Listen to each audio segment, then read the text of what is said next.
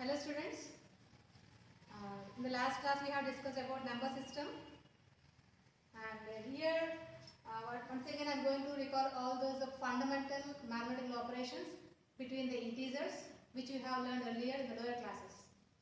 So once again I am going to revise all these things, and many people will get doubt in such things only, in plus minus signs, how to add, when to subtract, all these things, and those I think it may be clear now for you, and you can take your own examples to practice this much. Okay, so once again I am going to revise that once you see. Here I am going to take the numbers, two numbers, between two numbers different operations I am taking here. So this is 3 plus 0. So when you are going to add a number 0 to anything, there will be no change in it. That means 3 plus 0 will be again 3. And similarly in subtraction also, if 0 is involved, there will be no change in the next number. That is 5 minus 0, it is again 5. Next, 5 plus 3. So these are like natural numbers only. 5 plus 3 means 5 is positive number and 3 is also positive number. All the positive integers are called natural numbers. And we can say 5 plus 3 is 8. And when you are going to take this 5 minus 3, this is actually we used to write directly 5 minus 3 is 2 by subtraction. So this you did up to natural numbers, you did directly. And when you are going to include integers, then you will be following the signs also. Some positive numbers, some negative numbers, maybe all the negative numbers are involved in the calculations. So in such case, when you are going to follow that addition or subtraction, be clear about the signs. So here also we can say that these are the numbers which are natural numbers as well as integers also. So if I am treating them as integers, so these two are integers. This is a positive integer, this is also positive integer. So when you are going to take two integers are added or subtract, whatever the thing you are going to say, so always make it as addition. Think it as addition. So when you are going to add two numbers which are having same sign. Same sign means maybe both are positive or both are negative. Then you have to perform the addition of the natural numbers, and then the sign of the bigger number means it will be obviously the same sign what you have there, either minus or plus, the same sign will be there for the resulting also. And if you are having the two numbers with opposite sign means one is having a plus sign, one is having minus sign. In such case, you have to perform the operation subtraction, and the resulting answer should be with the sign which is of the greatest number used. So now once again I am going to explain that here. So this is plus 5 plus 3. So plus 5, no sign is there before the number means it is plus 5.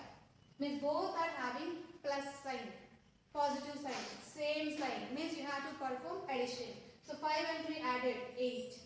What is the bigger number among these two? 5. What is the sign of that? Plus. So resulting answer also will be having plus sign. Now when we are going to this part, so here plus 5 minus 3. Plus 5 minus 3 means these two are having opposite signs. So one is plus, one is minus. So we have to go for subtraction. So 5 and 3. How to subtract? We have to subtract the least one from the largest. So 5 minus 3. Bigger number is 5. Smaller number is 3. 5 minus 3 will get 2. And here number 5 is having positive sign. So biggest number is 5. 5 is having positive sign. The same sign will be taken for the answer also.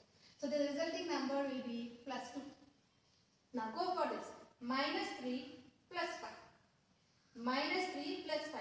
So this is minus, this is plus. Both are having opposite signs. Means again we have to go for subtraction. So subtraction is again bigger number minus smaller number. So 5 and 3 subtract. What is the difference you have? That is 2. So you are having 2. Again among these two, which is the bigger number 5, its sign is plus. That plus you have to take for the answer. Means these two are same. Once you see this. This is plus 5 minus 3. This is minus 3 plus 5. Both are same. And you know that the commutative property is that A plus B and B plus A both will be same. So under addition we know that commutative property is satisfied. So this is nothing but commutative property. And we are going to say A plus B or B plus A both are same. The same thing happened here. That's why these two are giving the same answer 2. And now once you go for this. Minus 5 plus 3. These two are having opposite signs. So the numbers are 5 and 3. Opposite sign means you have to subtract the smaller number from the bigger. Means 3 is subtracted from 5, you will get 2. So I am writing 2 here. And among these two numbers, the biggest is 5. 5 is having minus sign. So same sign should be taken for the answer also. So its answer is minus 2. So resulting value is minus 2. Now coming to this part. Minus 5, minus 3. So these two are having same sign or opposite sign. Minus, minus both are same sign. So these two are having same sign means you have to perform addition. Addition means 5 and 3 added, you'll get 8. And what is the biggest number here? 5. Its sign is minus, so you have to keep minus. Okay, so this is the way we have to go for addition or subtraction of the numbers, and we are going to take it as normally it is addition, and we have to see the signs. Both are having same signs means you have to go for addition. Both are having opposite signs, you have to go for subtraction to write the number. And to keep the sign of the resulting answer, you have to check the biggest number and its sign should be taken for the resulting answer. These are the things you have to remember while you are going for calculations. And when you are taking the same numbers with multiplication. So when you are taking multiplication, the same numbers I am going to say once again. So this is 5 and 3. So 5 into 3, you can write it as just multiplication 15. Both are having positive sign, plus plus. So when you are going to take the multiplication, first we multiply the signs and then the number. So multiplying the signs, how do you take that? Plus into plus, plus into minus, or minus into plus is minus, minus into minus is plus. So these you know. The same thing I am going to apply here. This is 5 into minus 3. 5 into minus 3 is the second number. So minus 3. I am going to multiply these two. 5 into minus 3. This is plus. This number is plus, this number is minus. So first you have to multiply the signs. Plus into minus, minus.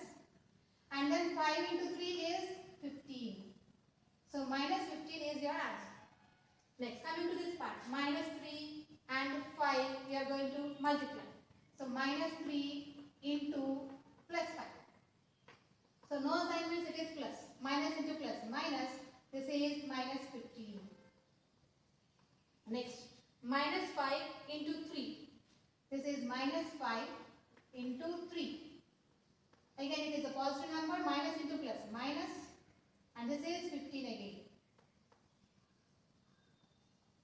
So minus 15. Minus 5 into minus 3, it is minus 5 into minus 3, it is having both are negative. Minus into minus, this is equals to plus, minus into minus, plus 5 into 3, 50. So its answer is 50. So this is the way you will multiply. For multiplication, just we multiply the signs first and then numbers. So here we go for division. So division means, actually I said before also, I have given an example. Division means we are going to take it into parts. So 12 divided by 2 means suppose you are having 12 chocolates with you, you are going to share with 2 members. Means you are going to share to the 2 members means dividing that into 2 parts, you will give 1 part each. Means each member will get how many chocolates? That is nothing but 6. So 12 divided into 2 parts. 6, 6. So each one will get 6 chocolates. So like that we will say 12 divided by 2. So this only we will write it as 12 by 2, which is nothing but 6. So coming to this part, 12 divided by 3. Now 12 chocolates are given to 3 members, equally shared. Means how will you say? So 12 divided for 3 members. 3 parts you have to make it. That means you are going to get 4 for each. Means that is 12 divided by 3. We will write it as 4. Now 0 divided by 2. What do you mean by that? 0 divided by 2 means you are having 0 number of chocolates divided by 2 means giving to 2 persons. So you have to share into 2 parts. So 0 number of chocolates are there. You are going to give to 2 persons. So how much they will get? Each person will get how many chocolates means no chocolates are there. I am going to give to them. How much I gave? Nothing I gave. Means we will say that it is number of chocolates each one will get is 0. So we will say that as 0 divided by 2. The same thing I can say 0 number of things given to any number of people. Maybe 0 divided by 2, 0 divided by 3, 0 divided by 4, 0 divided by 5, anything, whatever you say, 0 divided by finite number, always you will get it as 0 only. And next, once you see this, 2 divided by 0. What do you mean by that? 2 divided by 0? 2 chocolates I have I'm going to give to 0 number of persons. I'm saying that 2 chocolates I gave to 0 number of persons. How much they got? So I'm giving 2 chocolates. No one are there, and I'm saying that I have given chocolates to them, which is meaningless. So means we say such things are not defined. So this is undefined. So we are not having any value for this. So this is meaningless. When you are saying that 2 divided by 0, then we are saying it is undefined. 0 divided by 2 is 0. So you are going to see this. Once again, I will write this part here. 0 divided by a finite number. Any finite number you take. This will be 0 again. But any number you have taken in the numerator divided by 0 is undefined. So when you are saying any number divided by 0 is undefined. So once you see in any fraction part, when you are saying that in any fraction part, numerator, denominator, two parts are there. If numerator is 0, denominator is any finite number other than 0, finite number other than 0, then we say that it is 0. And if you are having denominator is 0, whatever it is in the numerator, if denominator is 0, its value is undefined. So many people will get confused with these parts only to write 0 or undefined. So numerator 0 means its value is 0, denominator 0 is undefined. So remember these things before going for the actual definition for rational numbers. Once you see what I have discussed in the last class, we know already it is natural numbers means 1, 2, 3, all the counting numbers. Whole numbers means 0, 1, 2, 3, all these whole numbers. Next, when you are going to combine with the negative numbers also, we call this group as integers. And now I am going to talk about rational numbers. As I said, rational numbers means like fractions only. They will be having a numerator and a denominator both. But when you are saying about fractions, we use these two are natural numbers. And now here, when you are going for rational numbers, we can take negative numbers also in the place of a and b. Means we are going to allow the negative numbers in the place of numerator and denominator also. So when you are taking this a by b form, using a and b as integers, so I am saying that integers means positive numbers, negative numbers, maybe 0 also allowed. In such cases, such numbers are called as rational numbers. So when you are saying that rational numbers, we can take 1 by 2. Numerator, denominator are there. So it is a fraction as well as rational number also. Because these two are integers. And I am going to take 1 by 3. This is also a fraction as well as rational number. If I am going to take all these 1 by 5, 1 by 9. So many numbers are there like this. So when you are saying all these things, once you see numerator is less than the denominator. Means all these values will be, when you are taking into decimal part, we can consider this as 0 point something. Means when you are saying such numbers, numerator is less than denominator, we know that the fraction value is always less than 1. Means all these numbers will be between 0 and 1 on the number line. So when you are taking this, the numbers are in this form like this. How many numbers you can form? 1 by 2, 1 by 3, 1 by 4, 1 by 5, all these up to 1 by 100, 1 by 1000. So many numbers you can write. So all those countless you can say, all these are between 0 and 1 and all these are called as rational numbers. So suppose if I say one number, how can you say the next rational number? So there is no such form to write the next. But when you are saying these natural numbers, if I say number 2, what is the next? Next means just you add 1 and to say the next number, successor, and then you say the next number. And if I say 10, 10 plus 1, 11, you say the next number. Similarly, whole numbers, integers also. If I say one number, you will add 1 to say the next number. But when you are going for rational numbers, you are not having such fixed form. And if you give any rational number, by adding something, fixedly will get next number. Like that, we don't have anything. So that is the reason we are not giving the list of numbers here. We cannot write the list of numbers like this. So that's the reason we are going to give a written definition. Means in words we will say which are rational numbers. So now you know all these points what I have discussed. Once again, keep it in mind and then think about the definition what I am giving for rational numbers. See here, I am saying all the numbers of the form, the numbers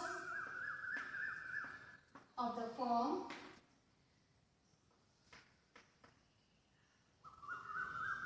P by Q. Instead of A and B, I have written PQ. P by Q, and I am going to write Q not equal to 0. What is the reason here q not equal to 0? Because numerator, denominator, we know the rule when it is well defined. If q is 0, what happens? Denominator 0 means its value is undefined. So when the value is undefined, what do you name it? Is it a rational number? It's not a rational number. So here it is the condition we have to apply whenever you write p by q form. Q should not be 0. And what are these p and q values?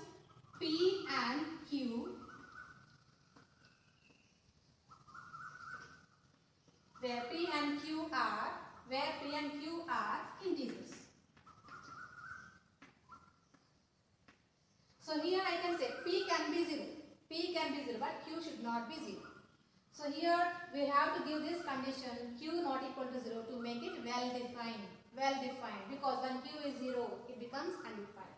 So all the numbers of such form are called as rational numbers, because we cannot write in the list, in the sequence, in the order, because in between any two rational numbers, again you can say one more rational number. Because suppose you are having 0.1. 0.1 means actually it is 1 by 10. If I take next number is 0.2, its value is 2 by 10. Actually, if you see these numbers 0.1, 0.2, between these two, I can say many numbers again. So I cannot say the next number of 0.1 is 0.2. I cannot say that, because before this I can write 0.15. Between these two, I can write 0.15. Like that, you can introduce many numbers, and we cannot say the sequence in a list in an order. That is the reason we are going to give a definition in words, not like the list of numbers for rational numbers. Okay. So now I have given the definition of rational numbers. Now I think you can remember all of you can remember this conditions also used in the definition. That is, all the numbers of the form p by q, where q not equal to 0 and p and q are integers. So such numbers are called rational numbers. So just remember this definition, and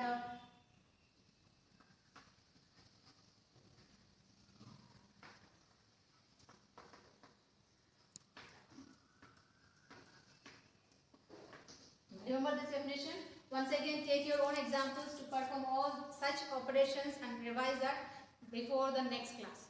So then I am going to say all the operations for the rational numbers particularly now. While I am going to discuss that operations between the rational numbers, once again in between the calculations, I used to say all these conditions where what we are using.